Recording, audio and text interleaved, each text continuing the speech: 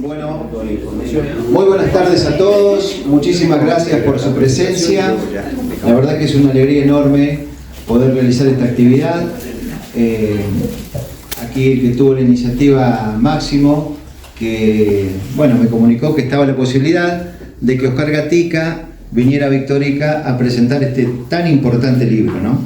Bueno, entonces, desde el lugar que ocupa uno hoy en el Consejo Deliberante y en la presidencia de la Comisión de Derechos Humanos, vimos posible hacer esta presentación y también presentando un proyecto para declarar esta actividad de interés municipal. Así que es una actividad para reflexionar. Gracias a todas las comunidades educativas que han venido, me parece perfecto. Y bueno, ya los dejo con el autor del libro y la introducción a cargo de Sergio de Mateo. Muchas gracias.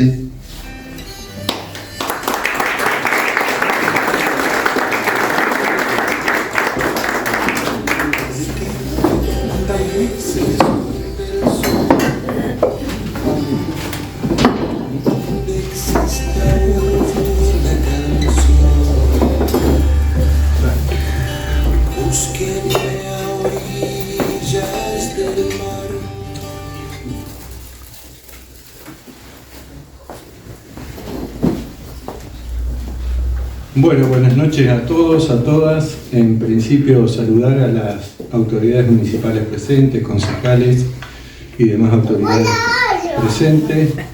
Agradecer esta invitación al Consejo Deliberante de Victorica. Creo que es muy importante que en estos tiempos que estamos viviendo, lo que es la representación de la ciudadanía, del pueblo de Victorica por unanimidad, haya declarado de interés municipal, cultural y educativo este libro.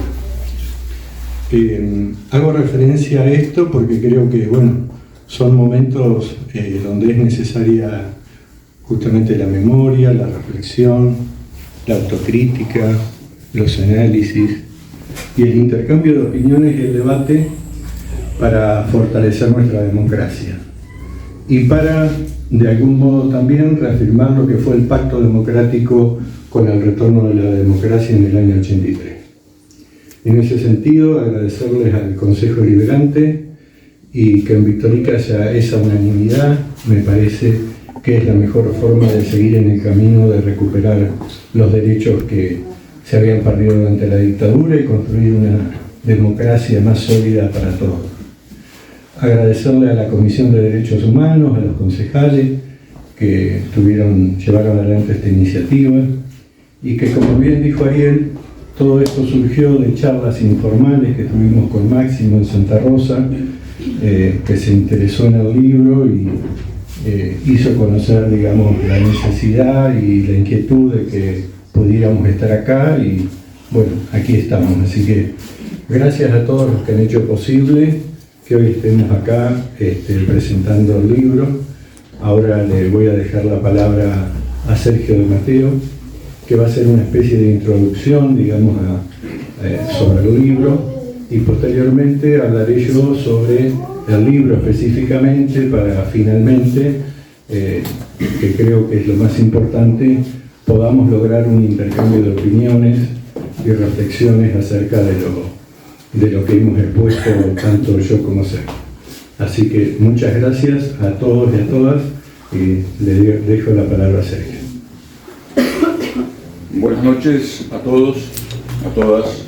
Es un verdadero gusto siempre volver a Victorica, ¿no? Un lugar tan importante para la historia y la cultura de la provincia de La Pampa, y más para presentar este libro.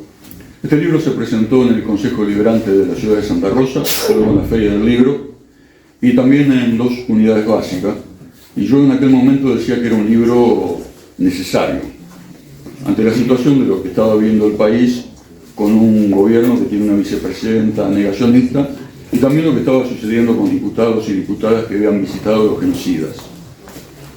Y yo diría, hoy en día, que es un libro más que necesario, ante los últimos acontecimientos donde así como teníamos el poder legislativo articulando justamente esta cuestión que tiene que ver con los derechos humanos, ahora directamente, el 24 de marzo pasado, conocimos un video con Agustín Laje, que es uno de los intelectuales orgánicos que escribe y habla con Milei junto a Santiago Caputo, donde construyeron una narrativa desde el gobierno nacional, desde la Casa de Gobierno, desde la Casa Rosada.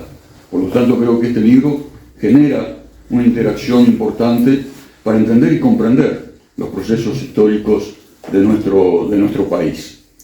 Es un libro importante porque está hecho por un trabajador, porque está hecho por un militante. Y eso realmente es valioso, ¿no? Cuando se da la discusión en el campo cultural, en el campo intelectual, o como se llama ahora, recuperando los términos gramscianos, la batalla cultural. Que los trabajadores y las trabajadoras tengan sus representantes, sus referentes, que cuenten la historia, ¿no? Todos sabemos que venimos de esa disputa, ¿no? De cómo se cuenta la historia oficial. Estuvimos acostumbrados durante mucho tiempo a la historia mitrista, aquella que venció desde la campaña del desierto y la generación del 80, hasta que vino el revisionismo histórico y pudimos, de alguna u otra manera, recuperar aquellos, entre comillas, que habían quedado vencidos, invisibilizados, ¿no? por los vencedores. Y este libro hace pie justamente en esta cuestión, en este debate, en esta discusión, que siempre va a estar abierta, ¿no? Porque es una discusión de hegemonías, y cada hegemonía construye de alguna u otra manera su narrativa, su relato. Por lo tanto, siempre hay que estar resignificando aquellos que quedan postergados. Y generalmente los que quedan postergados son los que no están en el poder, o no son los dueños de la Argentina, como sucede en este país. Voy a empezar diciendo que es un libro, Oscar habla de un libro sinfónico, yo digo polifónico porque tiene muchas voces, y además, más allá del trabajo individual del investigador, hablan otras voces, y por lo tanto es colectivo, es comunitario. Se entrecruza de alguna manera esa palabra tan valiosa, ¿no? Para el campo nacional y popular, que es el pueblo. Ahí está representado en este libro toda esta cuestión, y hay un mapeo de noticias en diferentes diarios de la provincia, ¿no? La Arena, La Capital, La Reforma, que hacen pie justamente en hechos que ocurren antes del 24 de marzo de 1976, cuando se inicia la última dictadura cívico-militar, eclesiástica, judicial y comunicacional, ¿no?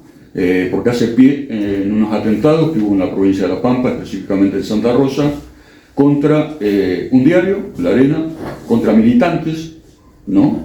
Y también contra una organización gremial que fue ATE, es decir, 1976, el último, antes que empiece la dictadura.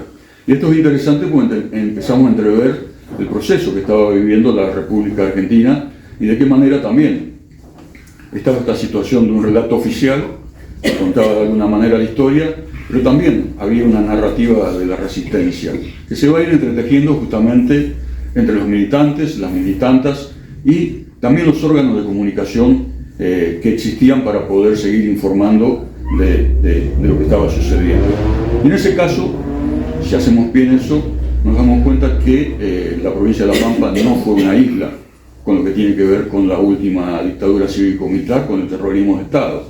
Es decir, si ya estamos diciendo y rompiendo el cerco de la cuestión temporal y estamos hablando del 75, también esto está vinculado con lo que sucedía en Latinoamérica, con el Plan Cóndor, ¿no? Con las otras dictaduras latinoamericanas. El libro tiene varios ejes que podríamos estar mucho rato hablando, pero vamos a sintetizar para lo más importante para nosotros, que es dialogar, después conversar, intercambiar opiniones, que eso enriquece de alguna manera estos matices que están expuestos en el trabajo de investigación. Primero principal está la cuestión del sindicalismo, ¿no? Oscar era militante gremial de ATE, también aparece la cuestión de la justicia y aparecen cosas esenciales de lo que acontecía en aquel tiempo con aquellos que no coincidían con las ideas impuestas de facto. Es decir, quedabas cesante, quedabas afuera de tu trabajo, de una forma, ¿no? De cooptar la historia de las personas, ¿no? De los ciudadanos y de las ciudadanas. Pero por sobre todo, y aquí me gustaría hacer un entrecruzamiento de épocas, porque nos vamos a dar cuenta de cómo son los procesos históricos. Es decir, cómo vuelven, parece que se van y regresan. Es decir, cuando el 24 de marzo del 76 empieza la dictadura, es decir, el objetivo, más allá de la discusión ideológica o la persecución de los comunistas, como se decía en aquel momento, o el peronismo, en realidad el objetivo de fondo era cambiar la matriz productiva del país. Era una disputa económica. Es decir, el 24 de marzo de 1976 viene a imponerse un plan económico que rompía la industrialización, ¿no? La industria en la República Argentina, la sustitución de importaciones, y si ustedes miran en estas épocas ya sucedió durante la democracia con algunos gobiernos que hicieron las mismas políticas, y mucho más que está en este momento. En el 76 se impone a través de Martínez de Oz la especulación financiera, es decir, viene a sumarse un poco a otros hechos históricos que ya habían acontecido. Y esto es interesante, porque si pensamos de cómo se organiza este país, ustedes saben que la generación del 80 fue la que de alguna manera ordenó este país, está bien, a través del exterminio de los pueblos originarios, ¿no? A través de la conquista del desierto, con aquellos intelectuales orgánicos que tenían en aquella época, que eran Ceballos y el Perito Moreno, ¿no? Y los instrumentos fueron Avellaneda, Mitre, Roca, Sarmiento sobre todo, y ahí vamos a tener el primer ordenamiento del país, y se va a llamar Proceso de Organización Nacional. Y la matriz productiva va a ser el país agroexportador, que se va a extender hasta 1930. Es decir, la generación del 80, su influencia se va a proyectar hasta 1930. Y una de las organizaciones que apoya justamente la conquista del desierto, más allá del libro de Ceballos, La conquista de las 15.000 leguas, es la fundación de la Sociedad Rural Argentina, dirigida justamente por otro Martínez de Oz, o el primer Martínez de Oz, ¿no? Que lo vamos a ver nuevamente como ministro de Economía de la dictadura. Y ustedes saben que la dictadura se llamó Proceso de Reorganización Nacional, es decir, casi igual al otro, porque de alguna manera compartían la misma matriz ideológica y los objetivos económicos eran los mismos. Es decir, el proceso de organización nacional era quitarle las tierras a los pueblos originarios y repartírsela entre los dueños, o los que serían los dueños de la Argentina, ¿no? Los Luros, el Pueyrredón, etcétera, etcétera, etcétera. Nombres que todos conocemos. Era objetivo económico. Es decir, más allá de la cuestión cultural y todo lo que podamos discutir ya de forma más fina. Pero bueno, se repite de alguna manera esa historia, y de alguna manera también se repiten los nombres, se repiten los dueños de la Argentina. Y uno de los objetivos fundamentales de la dictadura era derrotar o desarticular lo más fuerte que tenía en ese momento el país, que es el movimiento obrero organizado. Es decir, el movimiento obrero organizado es un ejemplo a nivel mundial, a través de la Organización Internacional del Trabajo, a través de la ICP o SI, que es la Internacional de Servicios Públicos, es un ejemplo más allá de los nombres que podamos citar como dirigentes, sino como organización, como institución. La CGT se funda en 1930, por ejemplo, ¿no? Y se sigue sosteniendo. Y digo más allá de los nombres, sino me refiero a lo institucional, es decir, lo que le da las bases justamente a la existencia de un país, de una nación.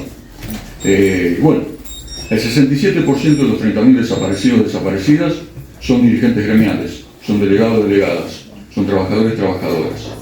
Es decir, esto está comprobado a través de múltiples investigaciones que dan lamentablemente esas cifras. Es decir, el movimiento de resistencia que había para el plan económico era el movimiento obrero organizado, era el sindicalismo, por lo tanto había que destruirlo. Bueno, en el libro va a quedar de alguna manera contado parte de esto que sucedía en el país y específicamente en la provincia de La Pampa. Va a estar contando ahí Oscar muchas de estas cuestiones que tienen que ver justamente con el sindicalismo, que tienen que ver con la comunicación, con esta existencia, esta disputa de una narrativa, de un relato. Por eso aparece también muy interesante ahí transparentados por dónde se difundían o eran los canales que nos contaban lo que sucedía en el país. Seguramente ustedes se acuerdan con lo de Malvinas, que pasó hace algunos días, cómo nos contaban que estábamos venciendo, ¿no? En las Malvinas Argentinas era un relato construido y nuestros pibes estaban siendo abatidos por los británicos, ¿no? O por los burkas. Bueno, el libro trata todo eso y transparenta a través de esta investigación de estos diarios pampeanos todo esto que iba sucediendo. Y también es interesante porque el libro nos permite tener una grilla de aquellos hombres que estuvieron involucrados en el terrorismo de Estado en la provincia de La Pampa. Es decir, con nombre y apellido están consignados a través del libro cada uno de estos partícipes que persiguieron a nuestros compañeros y a nuestras compañeras, de los cuales están desaparecidos, y después hay nietos y nietas, hijos y hijas que todavía no han sido recuperados, ¿no? Que fueron apropiados por la dictadura, más allá también de aquellos que murieron. Por eso es interesante la narrativa, la recuperación de la memoria. Y otra cosa interesante del libro es cómo habla aquel que no está. Es decir, nadie testimonia por el testigo, dice un investigador francés, Derrida, tomando como ejemplo un poeta rumano que abandona su lengua, que se llama Paul Celan y escribe en alemán. Él dice que escribe en la lengua de los verdugos. Sus padres fueron exterminados en los campos de concentración nazis. Y él toma esa idea de Paul Celan de cómo el testigo contaría lo que sucedió. Bueno, el testigo no lo puede contar porque está desaparecido. Es decir, fue exterminado en el Holocausto o en la dictadura cívico-militar. Entonces la memoria es la que nos permite recuperar aquellas ideas, aquellas voces que fueron desaparecidas. Es decir, recuperar aquellos cuerpos que no están.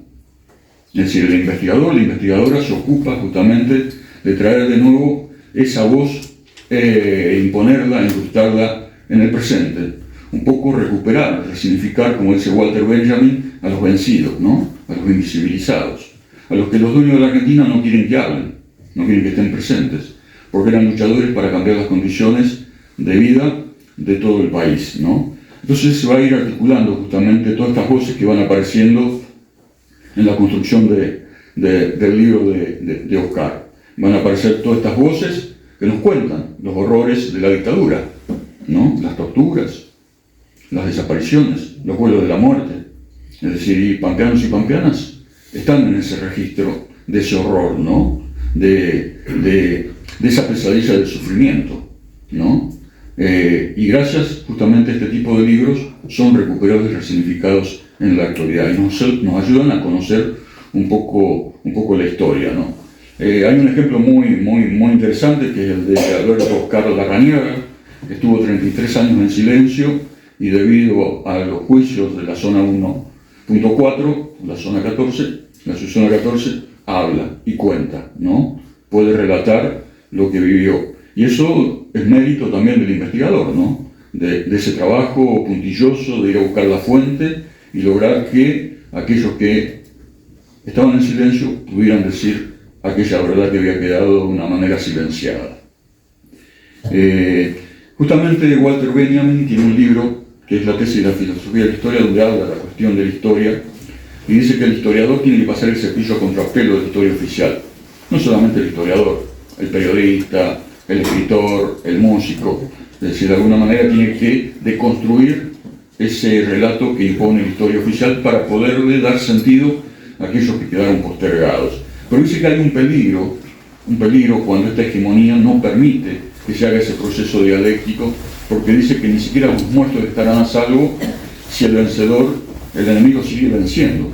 Es decir, si esa hegemonía sigue in eternum, es imposible recuperar la voz de aquellos que quedaron postergados, silenciados. Por eso también es interesante en esta disputa, en esta discusión, en esta construcción de un relato, poder construir un relato contrahegemónico, un relato donde se cuente la historia de aquellos de los que no pueden hablar. Y por sobre todo, también ante esta situación de justificar, ¿no?, la cuestión de los genocidas, de que son ancianitos y que hay que liberarlos, pues ya no son peligrosos. Bueno, justamente con los famosos juicios de Nuremberg, donde fueron condenados los nazis, que exterminaron a 6 millones de judíos, hubo varios cazadores de nazis, ¿no? Seguramente ustedes han escuchado esas historias de esos hombres que iban a buscar justamente estos genocidas, que se habían repartido por gran parte del mundo, y el último de ellos se llama Efraín Zurov. En una entrevista que le hacían ante esta situación de la avanzada edad de los genocidas, ¿no?, nazis, él decía que son viejos, ¿no? Son viejos, sí, pero siguen siendo culpables. Siguen siendo culpables. porque torturaron, porque hicieron desaparecer niños, hicieron desaparecer niñas. Es decir, pongámonos en esa situación. Eso es imperdonable. Como es imperdonable lo que terminaron los pueblos originarios, entre comillas, porque no fueron exterminados. Es decir, tenemos que sentir esa empatía de lo que fue el terrorismo de Estado. Es decir, cómo se utilizaron los instrumentos del Estado para perseguir a militantes y militantas y generar ese horror, ¿no?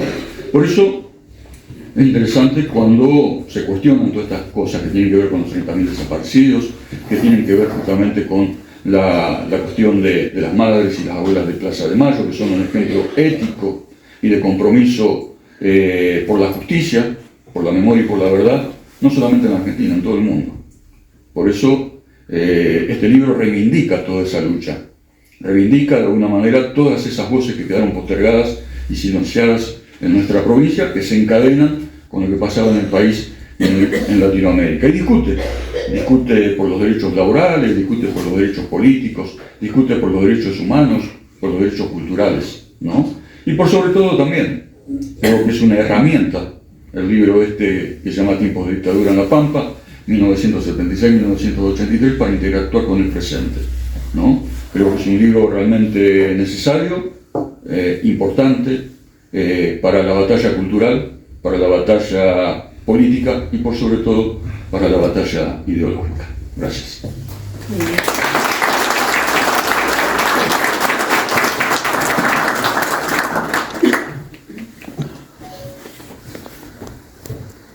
Sergio, por tu introducción. Yo un poco les quiero contar, digamos, sobre el libro, cómo surgió esta idea de escribir el libro y cómo el libro refleja distintos aspectos, como decía Sergio, una sinfonía de voces, digo yo, un coro de voces, que no es solamente el relato mío en primera persona, sino el de muchos testimonios. Este libro surge con esa idea, ¿no? Porque generalmente cuando hablamos de dictadura militar, cuando hablamos de terrorismo de Estado, cuando hablamos de desaparecidos, de muertos, de apropiación de bebés, etcétera, etcétera, de lo que fue la dictadura, siempre lo referenciamos o en Buenos Aires, o en Córdoba, o en Rosario, en La Plata, o en grandes ciudades, ¿no? Creo yo que siempre hay que contar la historia desde el lugar en que uno está. Entonces es bueno esta idea, digamos, de contar nuestra propia historia con nuestras propias voces, con nuestras propias experiencias. Así surgió la idea de escribir este libro, Tiempos de Dictadura en La Pampa. Allí, por ejemplo, para tirar algunos datos, hay 18 entrevistas de personas que vivieron la época, que en ese momento eran trabajadores, eran vecinos, eran periodistas, eran familiares de presos, hijos de exiliados, hijos de presos políticos, madres de desaparecidos, abuelas con nietos apropiados. Son 18 testimonios, 18 voces que nos van componiendo todo un cuadro de situación de qué era lo que pasaba en La Pampa en aquellos años de dictadura. Como se dice habitualmente y es necesario reafirmar, incluso en el prólogo Hugo Chumbita lo dice, La Pampa no fue una isla. No fue una isla como no fue una isla en ninguna parte del país, porque la planificación del terrorismo de Estado estuvo dado por el ejército, por las Fuerzas Armadas, a través de un plan donde se dividía el país en zonas y subzonas, ¿no? A La Pampa nos tocó formar parte, éramos parte de la zona 1, con asiento en Capital Federal, y La Pampa específicamente como subzona 1.4 o subzona 14, como se la menciona habitualmente. Y esto comenzó incluso antes del 24 de marzo del 76. El 6 de noviembre del año 75, yo lo rescato en el libro, porque también hubo un trabajo de investigación, además de mi relato en primera persona y los testimonios, en diversas fuentes, ¿no? Por ejemplo, el diario La Arena, La Capital y la Reforma del año 76 al 83, me tomé el trabajo de ir al Archivo Histórico Provincial y bueno, hoy estaba mirando cuál era el tiempo que me había llevado revisar, recorrer esos diarios, y tuve 1 año y 8 meses yendo un promedio de 3 días a la semana 2 o 3 horas diarias para ver cuáles eran las noticias que reflejaban esos tiempos de dictadura en La Pampa, ¿no? Y también otras fuentes, ¿no? Del Instituto Autárquico de la Vivienda, por ejemplo, relacionado a lo que fue un hecho histórico singular en La Pampa, que el mismo 24 de marzo de 1976 el gobernador Regasoli, que estaba esperando al usurpador, al coronel Iriar, que llegara a hacerse cargo del gobierno de La Pampa, recordó de que había 80 viviendas, que era del barrio Peñirruca, casa del hermano, lengua rangel mapuche, sin entregar. Entonces llamó a Alicia Chávez, una compañera militante de esos años, joven, que trabajaba en el área de vivienda, ya instalado el golpe militar, porque el golpe militar fue a partir de las 4 de la mañana, 4 y algo creo, 4:21, algo así, el primer comunicado de la Junta Militar diciendo que se hacían cargo estaban en operaciones en todo el país, ¿no? Se concretaba el golpe militar. Instalado ya el golpe militar, llamó a Alicia, el gobernador Regasoli, y le dijo que retirara las llaves del Instituto de Vivienda y fuera a distribuirlas al barrio del Molino o el Salitral de Santa Rosa, donde estaban las personas adjudicatarias de esas viviendas que no habían sido entregadas. Durante un ardid, digamos, Alicia ya estaba a casa de gobierno tomada y bueno, logra ingresar al Instituto de Vivienda, retira las 80 viviendas y junto con otra persona más que estaba cercana a Regasoli, van hasta el barrio del Molino, le dicen a la gente que bueno, que había un golpe militar y que bueno, que fueran rápido a ocupar las viviendas porque corrían riesgo de perderlas. Fue un hecho que incluso yo cuando lo relato a personas de otras provincias del país, bueno, les resulta sumamente llamativo, ¿no? Podemos decir que tal vez ese acto fue un acto de resistencia civil o desobediencia a la dictadura, ¿no? Y Alicia testimonia justamente en el libro este hecho, ¿no? Cómo fueron los detalles de esto que le acabo de contar. Y antes del golpe, les decía, el 6 de noviembre del 75 en la Cámara de Diputados de la provincia de La Pampa, yo trabajaba en la Cámara de Diputados de la provincia de La Pampa, como dice Sergio, era delegado gremial de ATE, de la Cámara de Diputados del Cuerpo de Delegados de ATE. En la sesión del 6 de noviembre de 1975 se aprueba el llamado Convenio de Lucha contra la Subversión. Ese convenio ponía a todas las fuerzas de seguridad de la provincia de La Pampa, policías y demás, bajo la órbita, el mando de la jefatura militar del ejército argentino, que en ese momento residía en el destacamento de caballería blindada 101 de Toay, cuyo jefe era el tristemente conocido coronel entonces Ramón Camps, que después sería jefe de la policía de la provincia de Buenos Aires. A partir de ese momento, el gobernador queda vaciado de poder político, o sea, ya no tiene injerencia sobre la policía le tiene que responder a la jefatura militar. Ahí empiezan los primeros allanamientos, operativos antisubversivos que se llamaban, que reflejaban los diarios de la época. Producto justamente de esos operativos es que quien me prologa el libro, que es Hugo Chumbita, un compañero de larga militancia en el peronismo, que además había sido secretario académico de la Universidad Nacional de La Pampa, era el responsable del Instituto de Estudios Regionales, y él esa noche de Santa Rosa había viajado a Pico y cuando vuelve hacia su casa ve movimientos raros cerca de su vivienda, bueno, decide pasar de largo, se da cuenta de que había un operativo y logra escaparse hacia Buenos Aires. Posteriormente Hugo es detenido en Buenos Aires, encarcelado y posteriormente se exilió en España. Estos operativos, digamos, este terrorismo de Estado o estas acciones, digamos, comenzaron antes del golpe, ¿no? Hubo muchas personas detenidas, hubo Por ejemplo, bueno, Sergio comentaba recién el tema de la bomba a la arena en agosto del 75. En noviembre del 75 ponen una bomba incendiaria en casa de dos compañeras militantes que eran Ana Gisbert y Cristina Ercoli. Cristina termina presa en Devoto, Ana Gisbert exiliada en Perú, todavía vivía en Perú. Y a nosotros, 7 días antes del golpe, el 17 de marzo del 76, nos ponen una bomba en ATE. Nosotros habíamos ganado el gremio en octubre del año anterior, o sea, tuvimos poco tiempo en el gremio. Y siempre relato estos hechos porque para tener una idea de qué era lo que realmente estaba pasando en nuestro país, ¿no? Supuestamente las Fuerzas Armadas dijeron que venían a terminar con el terrorismo, a terminar con la subversión, a terminar con la inseguridad en el país.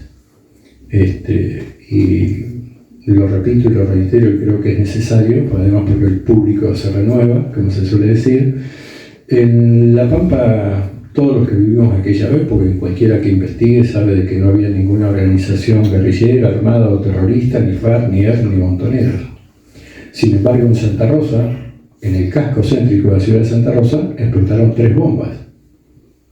Entonces, bueno, la pregunta surge inevitable: ¿y quién puso las bombas?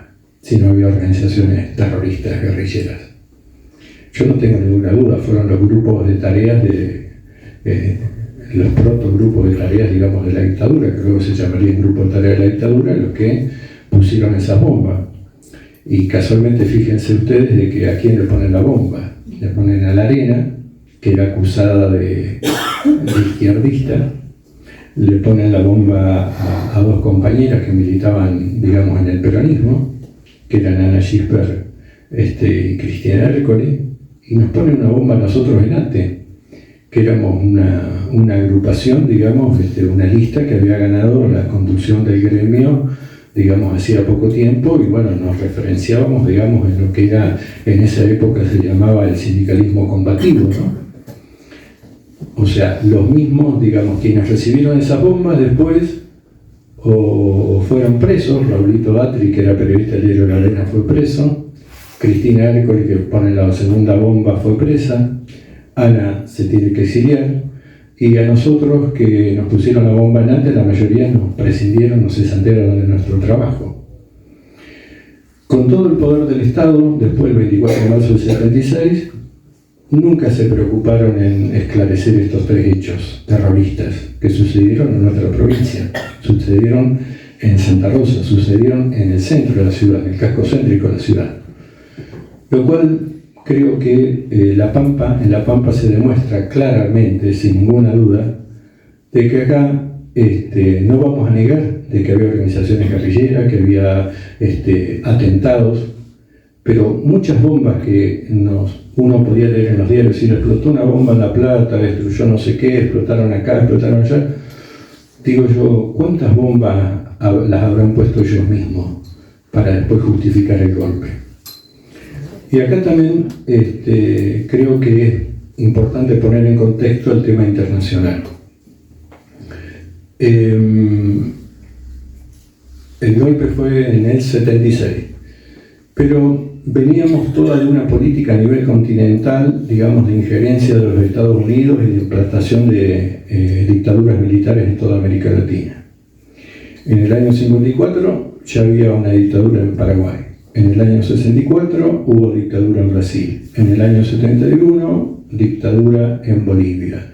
Año 73, autogolpe de Bordaberry que cierra el Congreso en Uruguay. 11 de septiembre del 73, golpe contra Salvador Allende en Chile, Pinochet.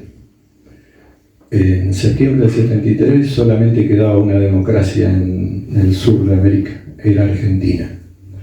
Sabíamos que el golpe se venía, sabíamos que el golpe era inevitable, y ellos fueron los que provocaron el golpe. Lo que no demostrado en La Pampa, en Santa Rosa, que quienes generaron actos terroristas para que la gente dijera, bueno, que se termine esto y que, bueno, que venga alguien a poner orden, fue algo planificado a nivel continental. Y así llegó el golpe del 24 de marzo del 76. Era un golpe esperado, inevitable, como digo, Yo recuerdo reuniones de las juventudes políticas de aquellos años que decíamos, alertábamos de lo que estaba pasando, esto que les acabo de relatar en toda Latinoamérica y que en Argentina también se venía el golpe. Pensábamos que iba a venir y vino. Lo que nunca pensamos era que tuviera el grado de horror que realmente tuvo, digamos, lo que generaba aquel golpe, ¿no? Porque fue totalmente diferente a todos los golpes militares anteriores. Sabíamos por experiencia histórica, desde el golpe a Perón en 55, pasando por Onganía, Livingston y Lanuse, que bueno, se perseguía el movimiento obrero, se perseguía el peronismo, las organizaciones de izquierda, se perseguía a los estudiantes, se perseguía todo tipo de organización popular, y generalmente, ¿qué pasaba? Y bueno, iban presos. Generalmente se los echaba del trabajo, que era lo menos, se prohibía la actividad política, sindical, muchos caían presos, algunos eran torturados, algunos se tenían que exiliar. Pero este golpe tuvo la singularidad de que se aplicó un terrorismo de Estado para exterminar, digamos, a toda la oposición política que pudiera de algún modo ofrecer algún tipo de resistencia al plan económico que justamente recién hacía mención Sergio, ¿no? De implantación del neoliberalismo en nuestro país. Y así fue que sucedió aquel golpe, y a partir de ese momento, bueno, fue todo más difícil, ¿no? En lo personal, yo me quedé sin trabajo, tenía 19 años, y recuerdo una charla que tuve con el capitán Buitrago. Esto no lo cuento en este libro, lo cuento en un libro anterior que se llama Tiempos de Liberación, pero hago referencia, bueno, en que fui cesanteado. El capitán Buitrago, que era el jefe de prensa, difusión y turismo del gobierno de la dictadura, me llama a mí y a otra compañera que nos habían echado. Entra primero esta compañera, habla, sale llorando. Bueno, yo entro y hablo con el capitán Buitrago, le agradezco al capitán la posibilidad de poder hablar, porque es cierto que en muchos otros organismos simplemente te notificaban, está cesanteado, aplicaron la ley, decían 717 del 76, un decreto ley, le llamaban, tipo DNU de ahora, ¿no? O sea, ninguna legalidad de nada, no había Cámara de Diputados, no había senadores, no había nada, ellos hacían decretos leyes, imponían su voluntad, y tuve la posibilidad de charlar con el capitán y hacerle algunas preguntas, ¿no? Y le dije, bueno, capitán, primero le agradezco mucho la posibilidad que usted me da de charlar, no ya como un empleado público, que ya sé que no lo soy, no soy un trabajador estatal, yo soy un ciudadano más, usted es funcionario del gobierno. Si me permite, le digo, quisiera dialogar con usted y hacer algunas preguntas. ¿Cómo no? Me dice. Bueno, digo, la primera pregunta, le digo, ¿qué piensa hacer con los miles y miles de personas que están echando de todos los organismos del Estado nacional, provincial y municipal? El capitán me dijo, los va a absorber la actividad privada. Yo me sonreí, la verdad que después con el tiempo me fui dando cuenta que no debería haber cometido eso, pero bueno, tenía 19 años y bueno, seguí adelante. Entonces le digo, no me pregunto por mí, yo tengo 19 años, lo pregunto por los miles de personas que tienen familias, ¿no? Que mantener hijos y demás. Me dijo que les iba a absorber la actividad privada. Yo trabajaba en la Cámara de Diputados. En la Cámara de Diputados estaba la biblioteca provincial. Entonces le cuento al capitán, le digo, bueno, usted sabrá que yo trabajaba en la Cámara de Diputados. Digo, a mí siempre me gustó leer. Así que una de las últimas cosas que leí, le digo, fue una publicación de Asindar. Le digo, usted debe saber, capitán, qué era Asindar. Asindar es la segunda fábrica de acero más importante de Latinoamérica. Tiene 5.000 trabajadores. El capital, le digo, es 80% privado de los Estados Unidos, 20% privado argentino. Digo, pero ¿sabe qué es lo más interesante? Le digo, ¿quién es el presidente, el gerente general de Asindar? Le digo, usted lo debe saber. Le digo, José Alfredo Martínez Dios, hijo, el actual ministro de Economía. Le digo, y yo la conclusión que saco es muy simple. Quien hasta ayer defendía los intereses de los Estados Unidos, no creo que hoy vaya a defender los intereses del pueblo argentino. Ante lo cual el capitán me dijo, no le permito que diga eso. Bueno, discúlpeme, le digo, estábamos conversando y usted me permitió hablar. Bueno, pero así vino el golpe, ¿no? Así vino, creo que muchos sabíamos, digamos, a qué venía ese golpe. Lo que sí digo es que no nos imaginamos la magnitud del horror, la desaparición forzada, los secuestros, los vuelos de la muerte, la desaparición de los cuerpos, la apropiación de bebés y demás. Y bueno, en nuestra provincia sucedieron cosas, como le digo, esto de Regasoli, que entrega las 80 viviendas del barrio Peñurruca. Después hay testimonios de personas, bueno, de hijos de presos políticos, de hijos de exiliados, de madres de desaparecidos, de abuelas con nietos aún desaparecidos, que brindan su testimonio acá en el libro. Y es un recorrido en los diarios de la época también, ver cómo los medios de comunicación de la época en La Pampa en ese entonces, que también suelo repetir, La Pampa tenía 172.000 habitantes, Santa Rosa tenía 34.000 habitantes. En Santa Rosa casi que nos conocíamos entre todos. Y en esa provincia de La Pampa y en esa ciudad de Santa Rosa, bueno, en La Pampa en general, en registros que actualmente obran en la Subsecretaría de Derechos Humanos, hubo 531 personas cesanteadas. Hubo 268 personas detenidas por la subzona 14, muchos de ellos torturados, después presos en distintas cárceles del país, como Rawson, Devoto, Resistencia, la Unidad 9 de La Plata, etc. Hubo 67 compañeros que nos acompañan acá con sus imágenes y sus fotos y su breve historia de vida y de militancia. Hubo 67 pampeanos y pampeanas detenidas desaparecidas.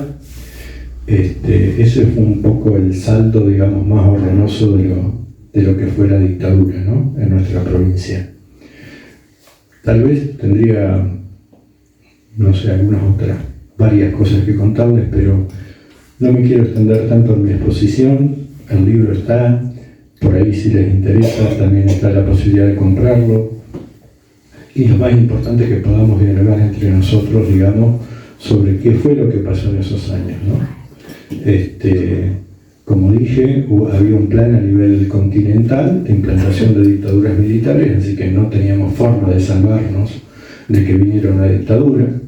Quiero recordar que fue el golpe 24 de marzo del 76, en octubre se habían adelantado las elecciones, iban a ser no en noviembre sino en octubre del 76. Estábamos a muy pocos meses de renovar, digamos, las autoridades. Si ellos querían imponer una democracia, como decían ser democráticos porque venían a terminar con el terrorismo, el gobierno constitucional de la época, digamos, le había dado algunas herramientas. De hecho, lo que le dije de poner todas las fuerzas de seguridad bajo el mando del ejército y de las Fuerzas Armadas, podríamos haber llegado tranquilamente a votar y a elegir un gobierno distinto al que quisiéramos los argentinos libremente, pero no era el proyecto de ellos la democracia. El proyecto era exterminar a una generación, como lo podemos ver acá, la mayoría de jóvenes, militantes, con una fuerte conciencia social y con un compromiso tan profundo que fue necesario matar y desaparecer a 30.000 personas para poder implantar el plan económico que ellos venían a implantar en nuestro país, ¿no? Y que en distintos momentos, como también dijo Sergio, de la historia democrática de nuestro país, también hubo intentos democráticos, digamos, de implantar el mismo programa muy similar al que actualmente estamos viviendo en el actual gobierno a nivel nacional. No casualmente la vicepresidenta es una reivindicadora, digamos, del terrorismo de Estado, ¿no? Por un lado, ella reivindica el terrorismo de Estado y por otro lado, Milei aplica el programa económico de Martínez de Oz, ¿no? Muy similar al de ¿cómo es? En los posteriores, sí, actualmente Caputo y anteriormente ¿cómo es? El pelado Cavallo, que es su referente económico, ¿no? O sea, son distintos momentos históricos con distintos métodos, pero era lo que decía Sergio, ¿no? La disputa siempre está por un modelo económico y social, ¿no? están los que piensan en un modelo económico social en beneficio de unos pocos y vinculados al capital financiero internacional, y están los que pensamos en un programa económico que tiene que ver más con una concepción humanista de la vida, que piensa más en el trabajo, en la producción y en generar posibilidades para las mayorías, ¿no? Y en defender los intereses nacionales, que como también lo demuestra este gobierno, poco les interesan las Islas Malvinas y la soberanía, ¿no? Son valores distintos, son proyectos en pugna que a lo largo de toda nuestra historia se han venido dando. Y bueno, y esta fue la triste historia que vivimos en el 76 y el 83, fue tal vez lo más horroroso que hemos vivido en nuestra patria. No quiero abundar más en detalles ni en cosas, y que podamos generar un ida y vuelta, preguntas, reflexiones, y un debate si es necesario, de ideas distintas, ¿por qué no? Bienvenidas sean, si hay ideas diferentes, como para entre todos esclarecernos y que nos sirva para construir una mejor democracia, ¿no? Una democracia que tenga que ver con los intereses de la mayoría del pueblo. Muchas gracias.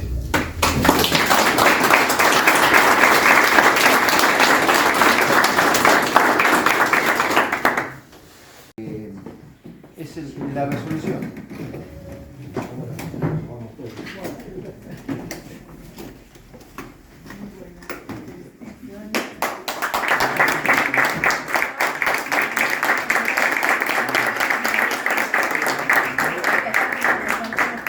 Exactamente, lo que acabo de decir de ratificar el pacto democrático con una ley de residencia básica común para acciones sociales de paso civil y de un poder que hemos ganado todos como El viento los nombra al pasar y en susurros de ternura volverá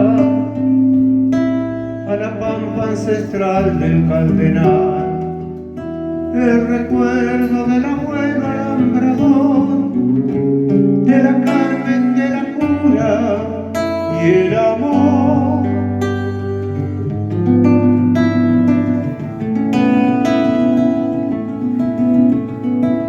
Y en las tardes vuelvo yo,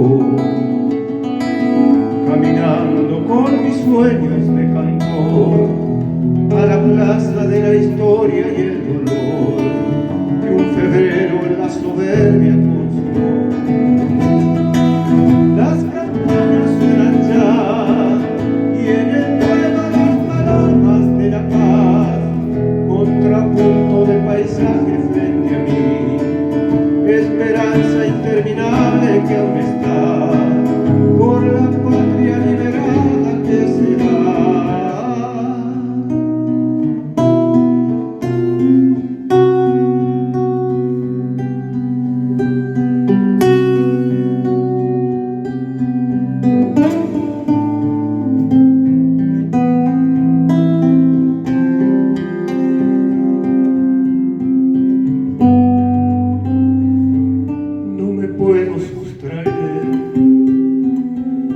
Del amigo que se fue y no volvió, en la noche de la infamia y el horror, la obsecuencia obstinada del temor, del Quijote de las pampas que pasó, el Bautista inmemorial de la canción. Vamos todos con palmas.